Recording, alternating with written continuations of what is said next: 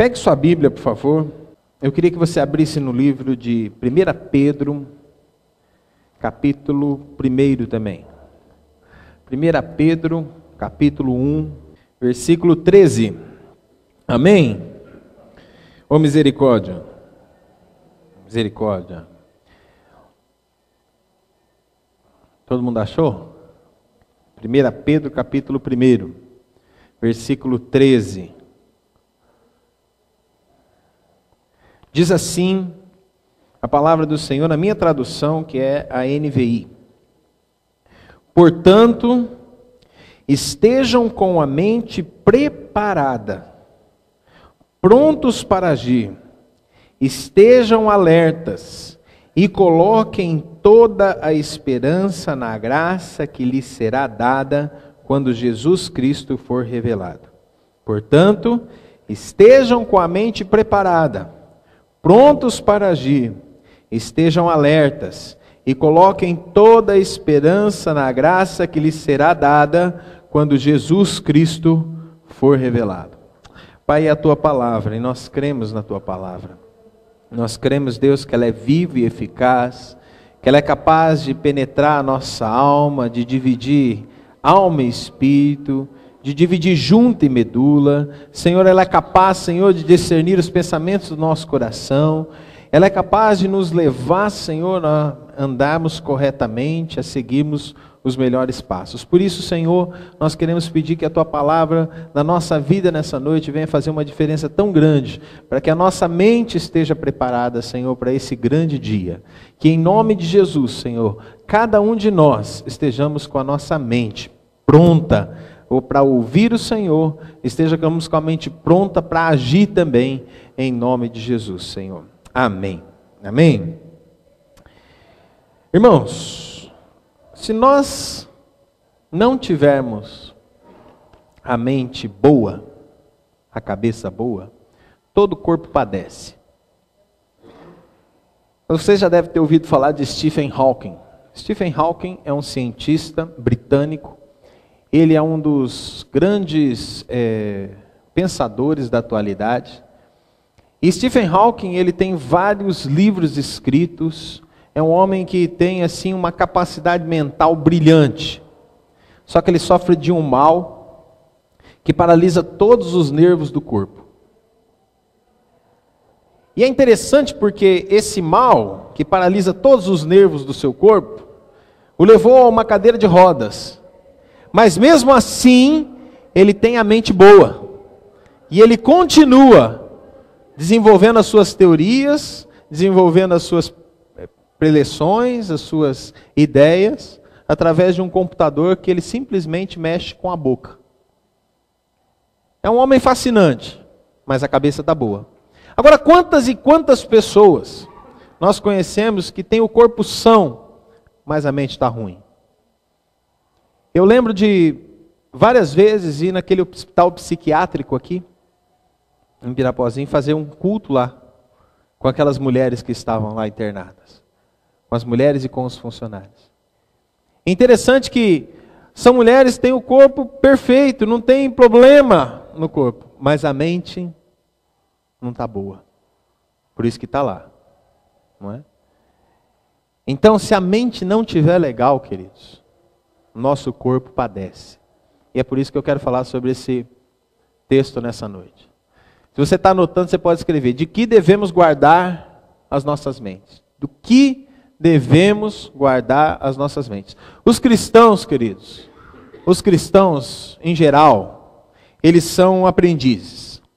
Os crentes em geral são definitivamente pensadores. Por quê? Porque eles não aceitam simplesmente tudo que vem, mas eles passam por um crivo, que é o crivo da própria fé, que vai sendo construído à medida que eles vão andando em Cristo. Por exemplo, nós estamos aqui, você está ouvindo essa mensagem, mas o fato é que essa mensagem, ela já nasceu no meu coração e já vem sendo construída já há vários dias. Olha que coisa interessante. Não é uma mensagem simplesmente, mas é uma construção de uma vida que está sendo passada para você.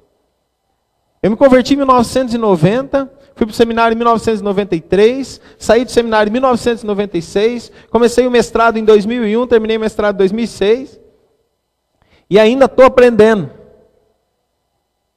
O meu chefe, líder da minha equipe lá em Londrina, ele está programando fazer um pós-doutorado em teologia na Alemanha.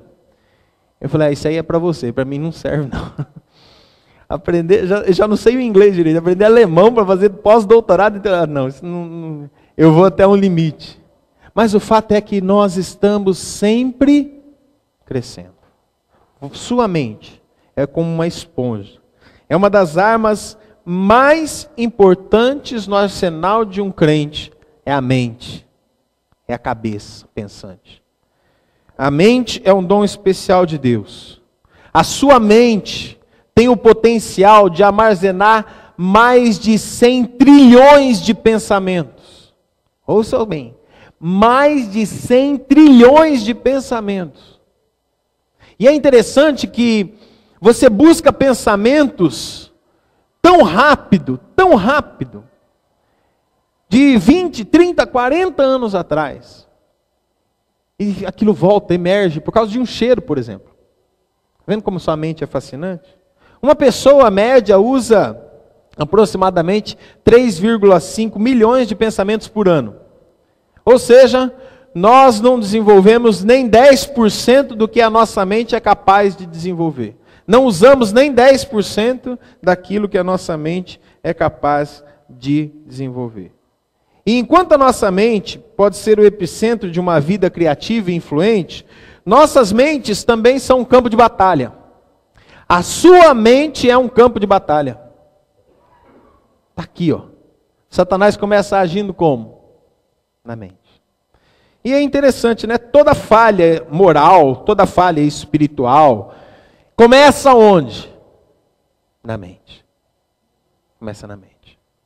Nenhum homem, nenhuma mulher cai em pecado antes de ter concebido o pecado no seu coração.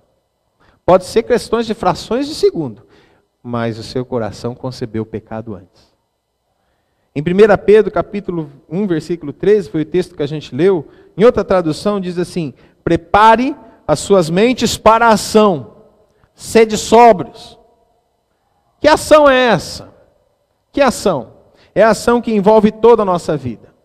Observe que o autocontrole e preparação espiritual, preparação mental caminham juntos. Caminham juntos. Muito interessante essa questão da preparação mental. Deus diz que uma pessoa autocontrolada é uma pessoa mentalmente apta. E nós podemos amar a Deus com as nossas mentes. Muitas vezes nós falamos em amar a Deus com o nosso coração. Mas o centro das nossas emoções não está aqui no meio do peito. Está aqui, ó. Na nossa cabeça. A gente diz assim que você tem que receber Jesus no seu coração. Não é verdade? Lá no Oriente, o centro do corpo humano é o fígado. Então, se você for pregar para alguém que mora lá, você tem que dizer o seguinte, ó, você tem que receber Jesus no seu fígado. Não é? Porque é o centro da pessoa. Mas aonde é que está o centro nervoso? Nós. Aqui. Por isso que a nossa mente tem que estar bem preparada. Eu acredito que Deus quer que você faça o máximo com a sua mente. Nós lutamos com uma velha natureza pecaminosa que muitas vezes obscurece o nosso pensamento. Nos deixa cegos. E a gente não consegue caminhar. A gente luta contra essa natureza pecaminosa. Vivemos num mundo que nos bombardeia com filosofias falsas. E mais, nós temos um inimigo que está constantemente à espreita para nos devorar. A Bíblia diz que o Satanás está ao nosso derredor como um leão procurando nos devorar. Então, como é que nós vamos proteger a nossa mente bem? Nós devemos controlar os nossos impulsos. 2 Coríntios capítulo 10, versículo 5 diz o seguinte: destruímos argumentos e toda pretensão que se levanta contra o conhecimento de Deus e levamos cativo todo pensamento para torná-lo obediente a Cristo. Todo pensamento que vem à sua mente, você deve levá-lo cativo à obediência de Cristo. Nós costumamos fazer isso somente com pensamentos pecaminosos. Vem um pensamento pecaminoso na mente, a gente imediatamente pega, levanta ele e fala assim, Senhor, leva esse pensamento cativo à tua presença. Mas não é só o pensamento pecaminoso, são todos os pensamentos cativos à obediência de Cristo. Todos. Por quê? Porque existem pensamentos que você acha que não tem nada a ver, mas são pensamentos pecaminosos. Então, antes de eu avaliar tudo, ficar filtrando, e esse pensamento eu levo, esse não levo, esse eu levo, esse não levo, levo tudo à obediência de Cristo. Tudo. A Bíblia é muito específica em nos mostrar 5 coisas, 5 ameaças que marcam a nossa mente e como nós devemos guardar a nossa mente. Então, nós vamos ver hoje, você vê essa mente grande, né? Bem grandona, o tamanho da cabeça e a mente. Primeira coisa, devemos guardar nossas mentes contra o falso ensino. Abra comigo em 2 Timóteo capítulo 2, versículo 17. 2 Timóteo capítulo 2, versículo 17.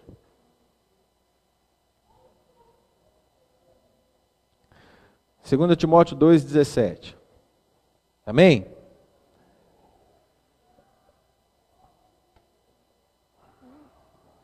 O apóstolo Paulo está falando de 2 homens que estavam na igreja de Timóteo. E ele diz o nome desses homens aqui. Um chamava-se Himeneu e outro Fileto. Ele diz assim: o ensino deles alastra-se como câncer. Entre eles estão Himeneu e Fileto. A tradução no grego para câncer aqui é como gangrena. Gangrena, ou seja, estava putefando, estava fedendo. Estes se desviam da verdade, dizendo que a ressurreição já aconteceu, e assim pervertem alguns da fé. Assim pervertem alguns a fé. Erros doutrinais, desvios do evangelho. Queridos, uma das teologias mais complicadas, mais difíceis de serem absorvidas hoje, é a chamada teologia da prosperidade. Que diz que o crente não fica doente, que o crente não pode ser pobre, que o crente tem que ter isso, tem que ter aquilo e mais. O crente tem que ordenar a Deus, porque ele é filho de Deus, então ele ordena, ele manda, ele exige. Bom, isso não tem nada a ver com a Bíblia. Existem alguns textos bíblicos que esses pregadores da teologia da prosperidade usam como pretexto para afirmar as suas pretensões. Tem um teólogo chamado Carlos Mestres que ele diz o seguinte, que a Bíblia é a mãe de todas as heresias, e é verdade. Se você quiser construir uma heresia, você vai na Bíblia. Você constrói facilmente. Agora, uma doutrina verdadeira, ela só tem fundamento quando ela é confirmada por mais de 4 textos bíblicos. Por mais de 4 textos bíblicos. Então, essa doutrina da teologia da prosperidade não tem fundamento. Porque são textos que são pensados fora do contexto. Deixa eu dizer algo para você. Um texto fora do contexto é pretexto. Pretexto para você fazer qualquer coisa. Certo? Então, tome cuidado. Tome cuidado com uma teologia que diz que você vai receber de tudo de bom e do melhor de mão beijada. Porque não é assim que a coisa funciona, querido. Os nossos irmãos à fé, que passaram antes da gente, que vieram antes da gente, morreram, entregaram sangue, entregaram a vida para que a gente estivesse aqui hoje. Quantos e quantos morreram nos campos missionários e ainda estão morrendo pela fé. Nós oramos aqui todo ano pela igreja perseguida. Fazemos essa oração aqui um domingo especial em que nós oramos pela igreja perseguida. Por quê? Porque a religião que é mais perseguida no mundo hoje, sabe qual que é? A cristã. Os cristãos têm sido perseguidos e dizimados em muitos lugares do mundo. Você dizer que é cristão quando você chega na Indonésia, por exemplo, é uma ameaça. Você pode nem descer no aeroporto, nem pôr o pé na Indonésia. E assim em muitos lugares do mundo. Quando eu estava para sair da Turquia, para entrar foi uma facilidade tremenda. Ninguém perguntou nada. Mas quando eu estava para sair da Turquia em 2011, chegou um rapaz para mim e falou assim, perguntou o que eu estava fazendo lá. Eu falei, turismo, né? A gente estava numa reunião de pastores, não podia dizer que era uma reunião de pastores. País muçulmano, Podia dizer que era uma reunião de pastores. Aí ele falou assim, turismo aonde? Aí eu expliquei o hotel onde que eu estava, beleza. Aí ele falou, você é o quê? E eu caí na besteira de dizer que eu era missionário. Podia ter dito que eu era professor, né? Eu ensino, não ensino? Então, estou mentindo. Que eu era professor, naquela época eu estava dando aula de seminário, então estava mentindo. Né? Mas eu caí na besteira de dizer que eu era missionário. Eu fiquei 4 horas naquele aeroporto, meu voo saía, quando ele pegou meu passaporte, dali 6 horas saiu o meu voo. Eu fiquei 4 horas sem meu passaporte, sem nenhum tipo de identificação. E o cara ele veio para mim, ele perguntou umas 10 coisas e ele ia conversar com o superior dele, voltava e me perguntava mais alguma coisa, ia, voltava e me perguntava outra coisa. E sabe o que aconteceu? Quando ele pegou o meu passaporte, a última vez que ele entregou o passaporte que não tinha o que ele fazer, ele entregou meu passaporte e colocou um adesivo assim, rosa atrás do passaporte. Todos os outros, o adesivo era branco, o meu era rosa. Você vai dizer porque é São Paulino, né? Mas não é. Não é. Não é. Eu entrei numa fila diferente. Eu fui revistado 4 vezes antes de sair do país. E comigo estava um cara que era Dark. Você já viu Dark? Todo de preto. Ele pinta os olhos de preto. Falei, esse está esquisito mesmo, né? E tinha uma outra moça que estava comigo, que era europeia, não sei de que nacionalidade, mas ela estava toda tatuada. Ela tinha tatuagem em todo o corpo. E lá em país muçulmano é proibido. Então ela também foi pega. Nós 3, os 3 entrando na salinha, os 3 sendo revistados, os 3 passando cachorro cheirando, ver se a gente estava com droga. Os 3. Porque eu caí na besteira de dizer que eu era missionário. Queridos, a falsa doutrina hoje nos leva a erros muito grandes. Abra os seus olhos.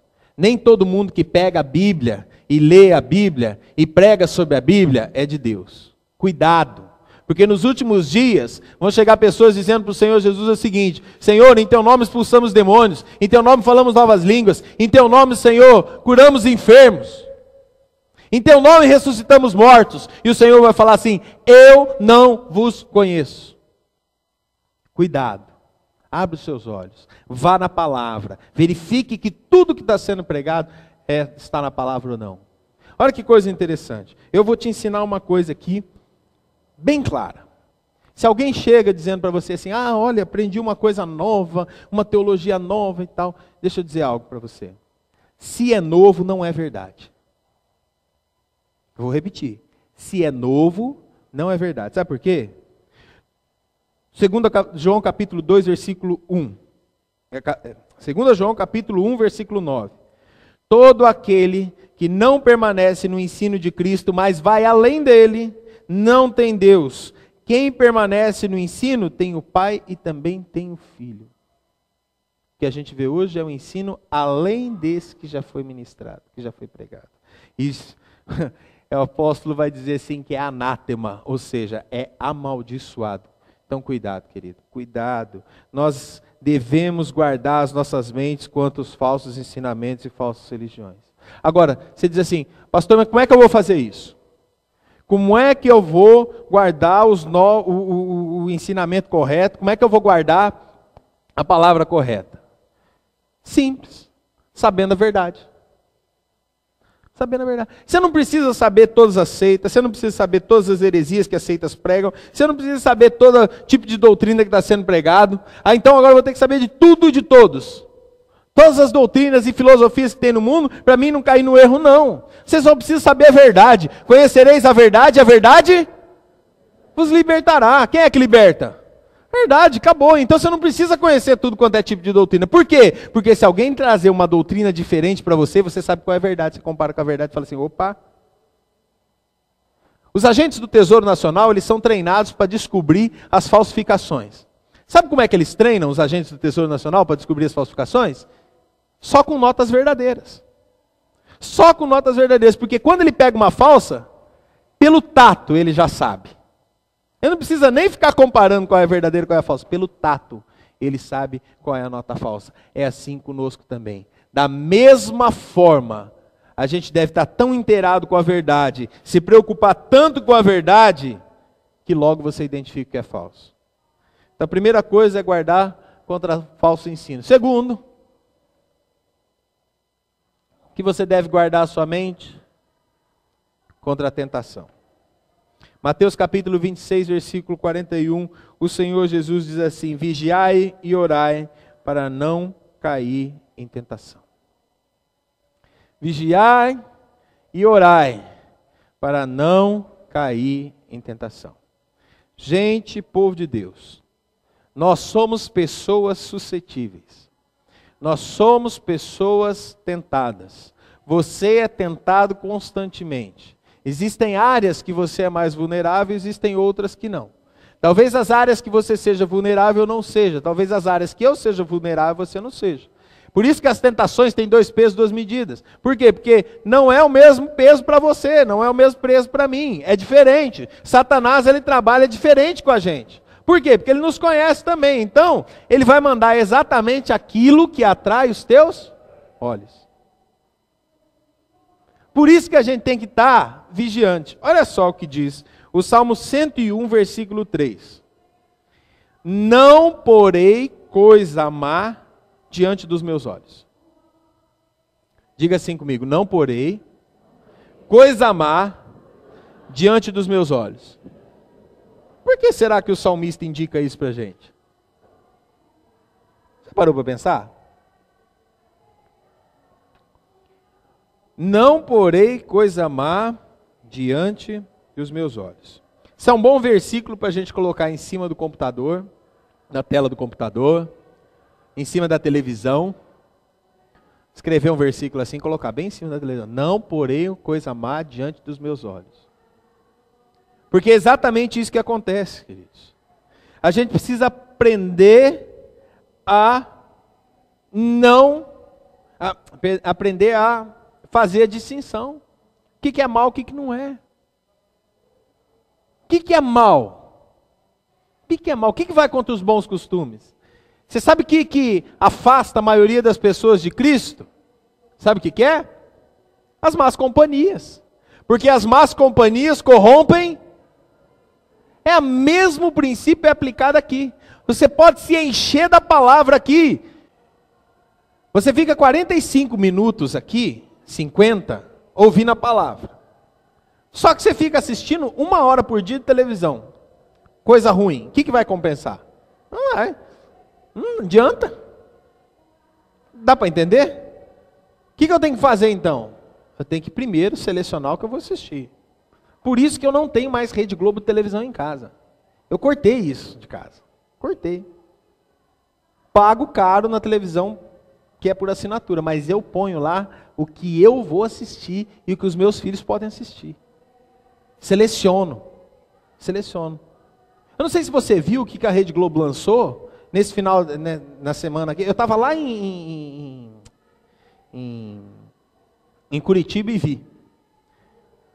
Um programa que, eu não sei quem que lançou, eu estava no Habib's, inclusive, comendo com os irmãos lá, e vi. O Sexo e as Negas.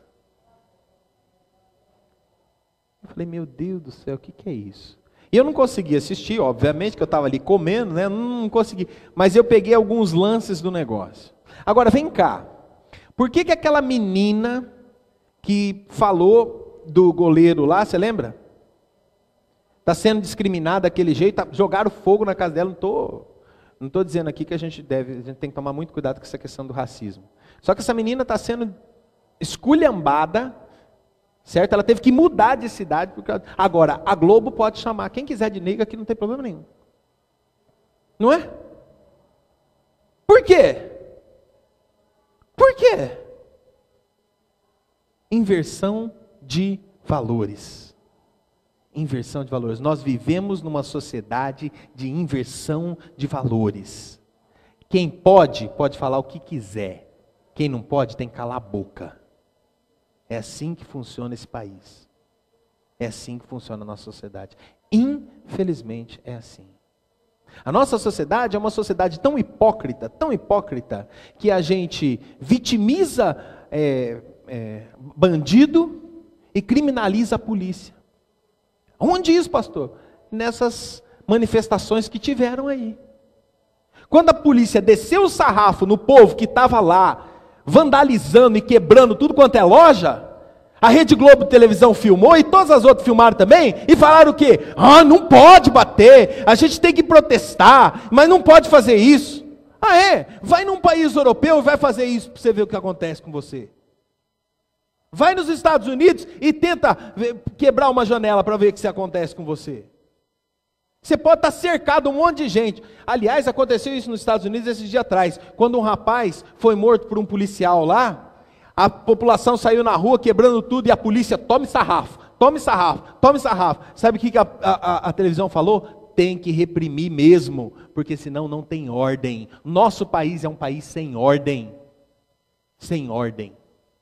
Infelizmente, nós estamos vivendo num momento de um país sem ordem. É caos, é anarquia. Só Deus para mudar essa situação.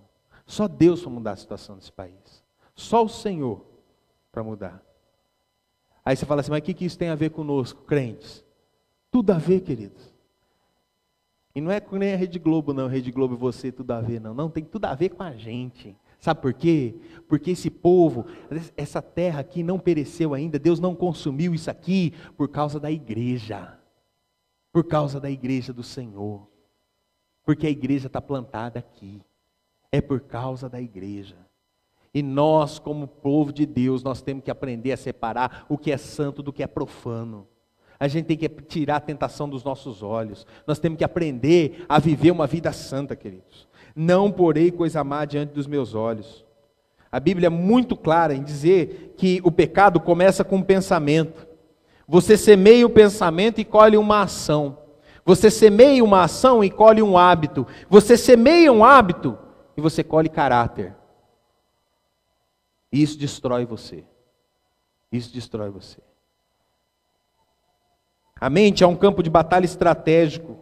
E se Satanás pode começar a destruir a sua vida através de um pensamento, ele vai fazer. Porque não pense que Satanás está brincando com você. Não, ele quer te destruir. João capítulo 10, versículo 10. O diabo, o ladrão, vem para roubar, matar e destruir. Ele vai acabar com você se você der chance. Então não dê chance.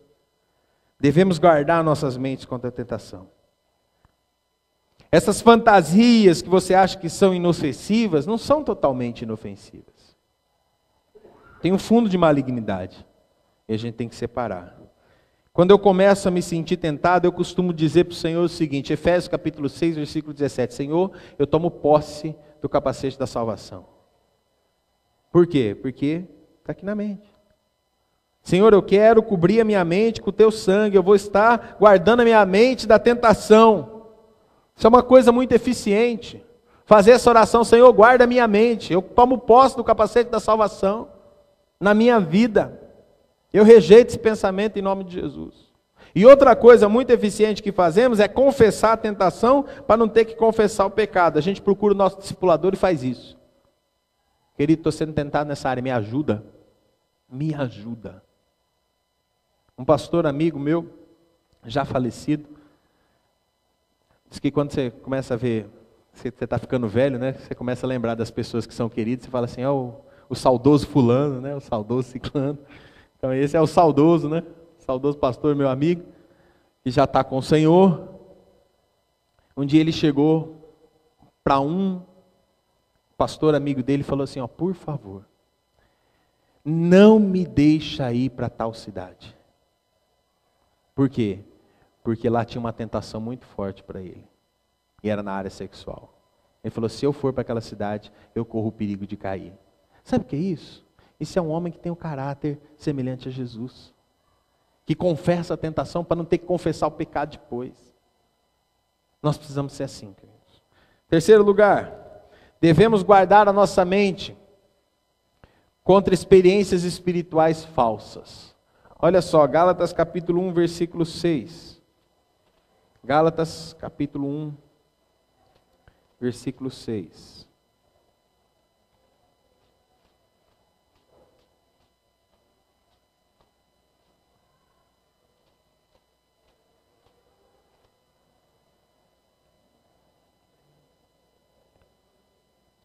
Admiro que vocês estejam abandonando tão rapidamente aquele que vos chamou pela graça de Cristo, para seguirem outro evangelho que na realidade não é evangelho.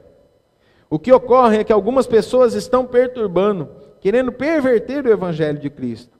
Mais ainda, que nós, ou um anjo dos céus, pregue um evangelho diferente daquele que lhes pregamos, seja amaldiçoado. Que coisa interessante. Quais são as experiências espirituais falsas? Já parou para pensar? Se a experiência espiritual que você tem vivido é real ou é falsa? Qual que é a experiência espiritual falsa? É aquela que te leva a praticar um ritual que não tem nada de espiritualidade. Por exemplo, vou falar de mim. Eu era católico apostólico romano. Só que eu não era católico apostólico romano pica-fumo como tem muitos que são. Eu ia na missa. Eu frequentava a missa. Eu estava lá todo sábado na missa. Eu fazia parte dos irmãos lá da igreja. Eu fazia parte, estava lá junto com o padre, conhecia o padre conhecia eu pelo nome. Só que para mim aquilo lá era um ritual. Eu tinha que ir. Sabe por quê? Porque se eu não fosse, parecia que vinha um peso na minha cabeça assim. Aquele negócio ia me consumindo. E eu parecia que eu estava em débito com Deus. Em débito. E aí depois eu peguei o costume de rezar o terço. E eu pegava e rezava o terço toda noite. E quando eu não rezava o terço, parecia que eu estava em débito. Depois eu peguei uma época de prova o costume de acender uma vela toda noite. Para o anjo da guarda, porque eu tinha prova no outro dia. E aí peguei esse costume e acendia a vela toda noite. Costume, ritual. E quando eu não fazia, era aquele peso. Era aquela coisa que me consumia. Só que não tinha nada de espiritualidade. Na verdade, não tinha nada de vida com Deus. Na verdade, eu continuava acendendo vela, eu continuava indo na missa, eu continuava fazendo terço, e continuava o mesmo hipócrita, o mesmo safado sem vergonha, e o mesmo pecador que eu continuava antes. O mesmo. Não mudava nada. Simplesmente eu ia lá e confessava o meu pecado, né, rezando o terço, e depois continuava o mesmo. No outro dia eu caía na gandaia de novo, fazia a mesma coisa, até pior. Por quê? Não, sábado eu vou na missa, peço perdão, beleza, está tudo certo. Isso é uma experiência espiritual falsa. E eu quero dizer para você que tem muito crente vivendo assim. Está achando que ir na célula vai salvar ele do pecado. Está achando que ir na igreja vai salvar ele do pecado. Está achando que ser discipulador e ser discípulo vai salvar ele do pecado. Meu querido, acorda. Não vai não. Se você não tiver uma experiência real com o Senhor, você pode falar de novo, você pode expulsar demônio, você pode ressuscitar morto, você pode falar nova língua, pode ser o que for. O Senhor vai falar, não te conheço. Então, querido, toma cuidado. Toma cuidado. Toma cuidado. Porque você precisa ter uma experiência real com o Senhor. Se você ainda não teve essa experiência com Jesus, busque. Fala assim, Senhor, eu preciso te aceitar como meu único e suficiente Salvador. E preciso, Senhor, que o Senhor seja o meu Senhor. Porque é muito bom que Jesus seja o nosso Salvador. Mas Ele precisa ser o nosso Senhor também. Aquele que manda e a gente obedece. São as experiências espirituais falsas. Então, a gente deve guardar nossa mente com isso. Qualquer experiência espiritual que você tiver, querido, tem que ter um único propósito. Um único propósito. Sabe o que é? Engrandecer a Cristo. Engrandecer a Cristo. Receber a unção. Pastor, recebi uma unção poderosa. Glória a Deus, querido. Foi lá na mata, pastor, foi tremendo, recebi uma unção assim, me deixou arrepiado da cabeça aos pés. Glória a Deus. Quantas pessoas você ganhou para Jesus com essa unção poderosa que você teve? Ah, nenhuma. Serviu para nada. Dá para entender o propósito? Tudo que o Senhor nos dá tem um propósito. Todo dom que Deus te deu tem um propósito. Se não tiver um propósito, querido, Ele não vai te dar. Então, se Ele te deu um dom específico, ponha em prática. Não é para você dizer assim, eu tenho mais dom que o fulano ou que o ciclano, porque eu sou cheio dos dons. Ah, é? É. Que bom. Você vai fazer o que com eles agora? use os dons que Deus te deu. Põe em prática os dons que Deus te deu. Põe em prática. Deus não vai te dar mais se você não colocar em prática aquilo que Ele te deu. Amém? Quarto lugar. Agora vem a pancada.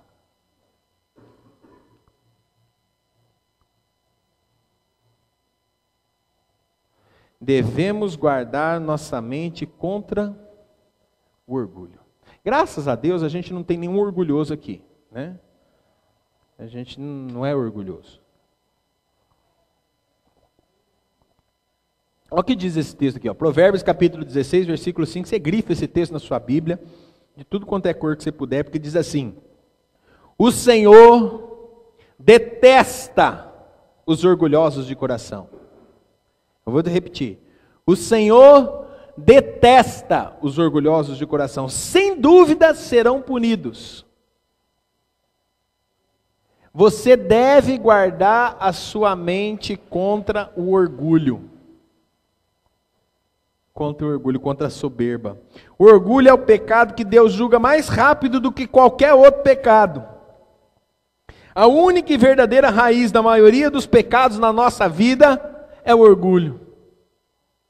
Da onde é que brota todos os outros pecados? Se você for pegar assim, ó, você vai ver que está no orgulho. O orgulho é terrível, queridos. O orgulho é o pecado que resultou em Satanás ser expulso. Lúcifer, né? Antes era Lúcifer. Ser expulso do céu. Orgulho.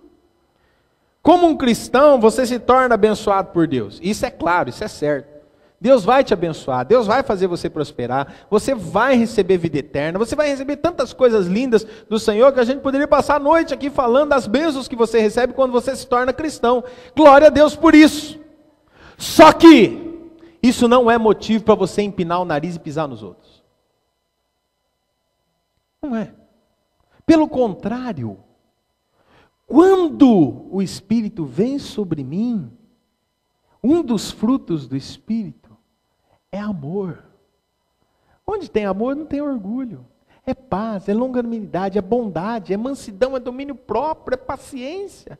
Todas essas coisas não têm raiz no orgulho. Por que a gente cai em pecado? Por causa do orgulho. Olha só, satisfazer as nossas vontades, satisfazer o nosso coração. E aí, vem pessoas para elogiar você. Puxa, olha que coisa linda, né? Deus está te abençoando e tal. É verdade. Deus me abençoa, meu irmão. Eu sou abençoado. Eu sou filho de Deus. E eu exijo isso. Ah, querido, você toma cuidado, hein? Que a rasteira é grande. A rasteira é grande. Tem um rei chamado Nabucodonosor. Você pode ler nele na Bíblia depois. Nabucodonosor era um cara meio soberbo, sabe? Meio soberbinho assim. Deus falou assim: eu vou acabar com a raça desse camarada. Sabe o que Deus fez com ele? Colocou um demônio para atormentar ele. Sabe o que aconteceu? Ele ficou tão louco, tão transtornado, que ele comia grama, como se fosse animal. E ao invés dele viver no palácio, ele passou a viver nos jardins do palácio. Porque lá ele fazia suas necessidades, lá ele comia. Comia comida, comia mato, igual um animal.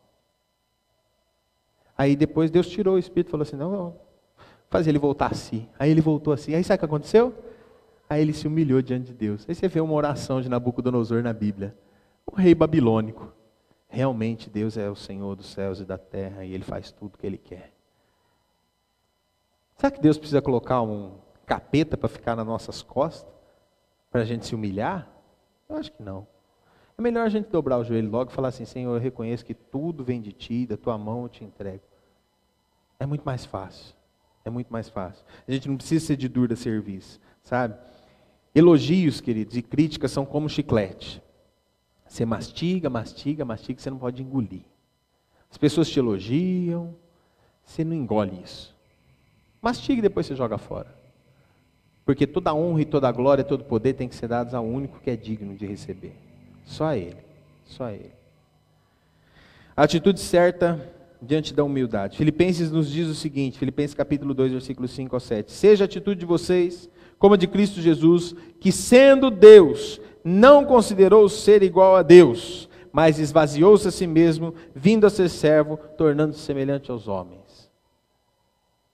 Seja humilde como Jesus o foi. Ele se humilhou e nós estamos aqui porque ele se humilhou.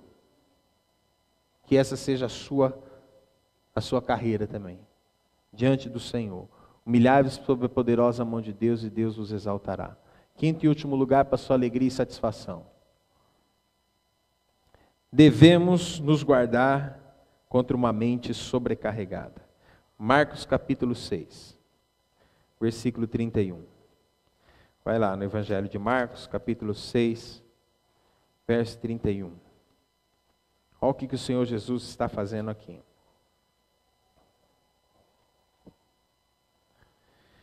Havia muita gente indo e vindo, ao ponto deles não terem tempo nem para comer.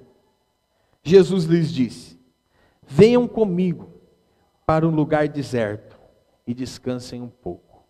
Deixa eu dizer algo para você. Eu não sei como é que é a sua agenda. Eu não sei. Eu sei da minha agenda, da minha agenda pessoal. E a minha agenda pessoal muitas vezes está me levando ao desgaste. Essa é uma das áreas mais críticas para os pastores, falando de mim como pastor. Porque nós esticamos muito a nossa mente. E isso vai causar uma falha na nossa vida. O estudo constante, a leitura constante, o constante lidar com pessoas sobrecarrega a mente e reduz a nossa capacidade de tomar de decisões corretas.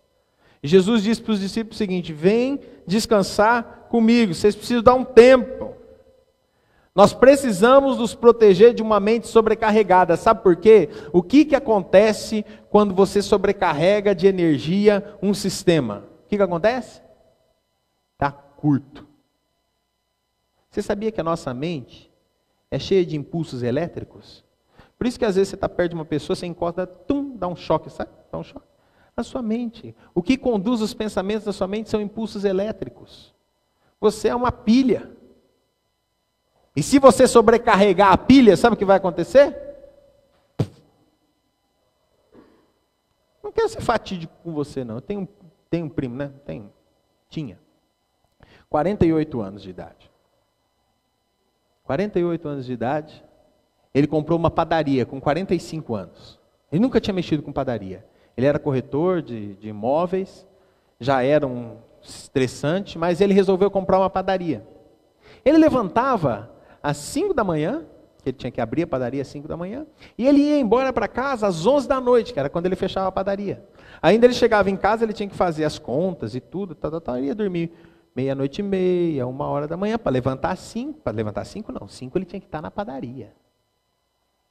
Ele aguentou 3 anos. 3 anos. Sabe o que aconteceu? Pagou. Homem de Deus. Homem de Deus, todo domingo estava na igreja, levava a família para a igreja, homem servo de Deus, recebia os pastores lá na padaria, dava, pastor aqui não paga, a benção, glória a Deus, pode comer aqui, fica à vontade. Homem de Deus. Só que o corpo, querido, ele não aguenta. Essa carne que você tem aí vai ficando velha. O que aconteceu? Disparou no coração. Sobrecarregou e tufe o coração. Mas pode dar um AVC, por exemplo. Pode dar uma travada nas costas. Pode dar, sei lá, pode dar um piripaque em você. Mas começa onde? Pastor, então como é que eu faço? Sai de férias. Para esse negócio de vender férias. Para com isso. Pega suas férias e sai. Descansa, desliga. Fala assim, desliga celular, desliga telefone. Fala assim, agora eu vou lá para o meio do mato, vou me enfiar lá no meio do mato e ninguém vai me achar. Eu vou pescar. E se alguém reclamar, você fala assim, eu estou fazendo isso para garantir a qualidade de vida da minha família. Porque se você for, meu querido, sabe o que aconteceu com esse meu primo? Ele foi. Sabe o que aconteceu com a família? Usufruiu tudo que ele tinha deixado.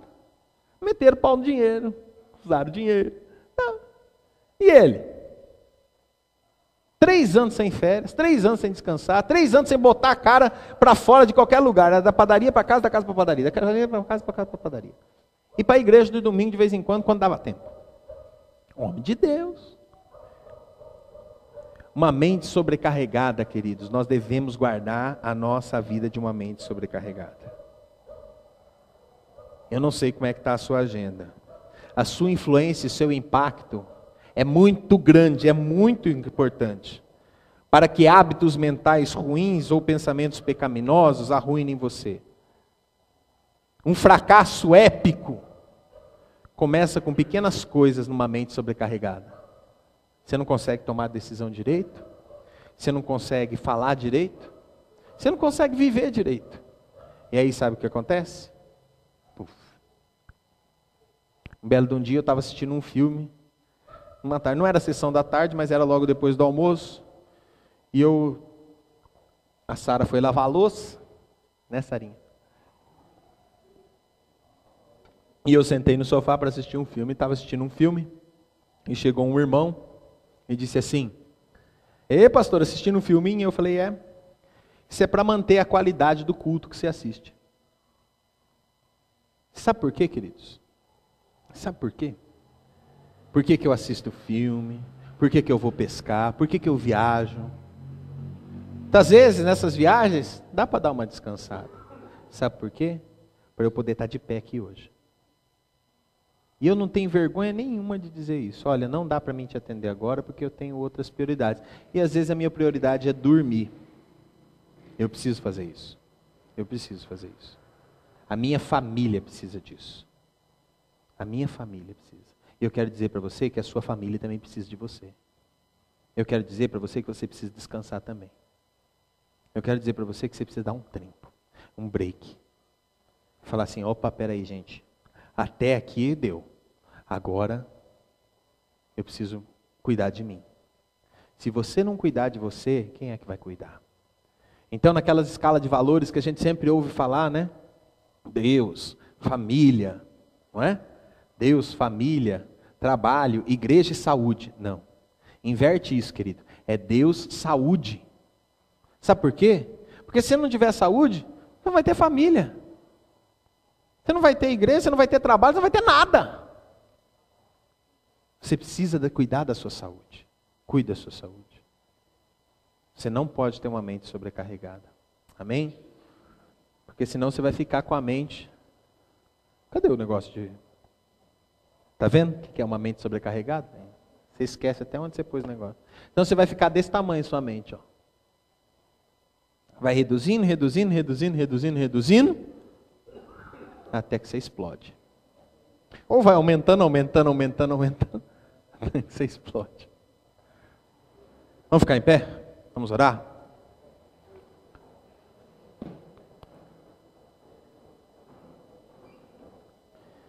Queria que você fechasse os teus olhos em nome de Jesus.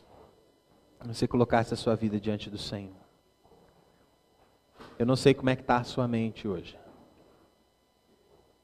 E eu sei que essa palavra serviu para você em algumas áreas. Talvez você precise se livrar da tentação, talvez você precise se livrar de falsos ensinos, talvez você precise se livrar de uma mente sobrecarregada. Deus, Ele tem algo lindo para fazer na sua vida e através da sua vida. E Ele quer começar a trabalhar na sua mente. Ela é muito preciosa. Ela é muito preciosa. Deus te deu uma capacidade linda de pensar. Deus te deu uma capacidade linda de crer. Deus te deu uma capacidade linda de argumentar os pensamentos. Deus te deu. É bênção de Deus. Por isso, em nome de Jesus, tome cuidado com a sua mente. Tome cuidado com todo o seu corpo, mas principalmente com a sua mente. Porque é da mente que vem todos os pensamentos. É da mente que pode te levar tanto para a salvação como para a perdição. É a sua mente. Senhor, nessa noite, Pai, nós queremos pedir a bênção do Senhor sobre as nossas mentes, Pai. O Senhor nos deu essa capacidade linda de pensarmos, de colocarmos em prática, Senhor, tantas coisas. Pai, nós queremos pedir em nome de Jesus, abençoa as nossas mentes. para que todo pensamento que suba ao nosso coração, ele seja filtrado pela Tua palavra, Senhor, por aquilo que nós aprendemos aqui hoje. Para que todo pensamento, Senhor, que tenta levar o nosso pensamento cativo a Satanás, ele seja redirecionado e seja levado a Cristo, Senhor. Pai, queremos viver a vida que o Senhor planejou para a gente. E queremos, Senhor, que a nossa mente seja uma mente abençoada. Que a gente tenha a capacidade de pensar e de raciocinar da maneira que a Tua palavra nos ordena, Senhor. E Pai, que em nome de Jesus, Senhor, o Senhor nos ajude a desligar a nossa mente. Nos momentos que a gente precisa descansar, nos momentos que a gente precisa dormir, nos momentos, Senhor, que a gente precisa realmente desse período, Senhor. Quando o Senhor terminou de criar todas as coisas, o Senhor descansou no 7º dia. E não era porque o Senhor precisava, mas é porque o Senhor estava nos mostrando que era necessário a gente descansar. Que era necessário a gente descansar, Senhor. E por isso que o Senhor abençoou e santificou o dia de descanso. O momento em que a gente tira, Senhor, para estarmos com a nossa família, o momento que a gente tira realmente para baixar o flap, o momento que a gente fica na paz e descansa. Senhor, nos dá essa bênção em nome de Jesus. Que a nossa mente, Senhor, seja uma mente abençoada por Ti. Para que todos os planos e projetos que fizermos, Senhor, eles encontrem a execução correta. Eles encontrem o sim que vem do Senhor. Em nome de Jesus, Senhor. Em nome de Jesus oramos. Amém. Amém? Diga assim para o irmão que está ao seu lado. Que você tenha uma mente abençoada. Em nome de Jesus. Amém? Dá um abraço no teu irmão. Deus te abençoe em nome de Jesus.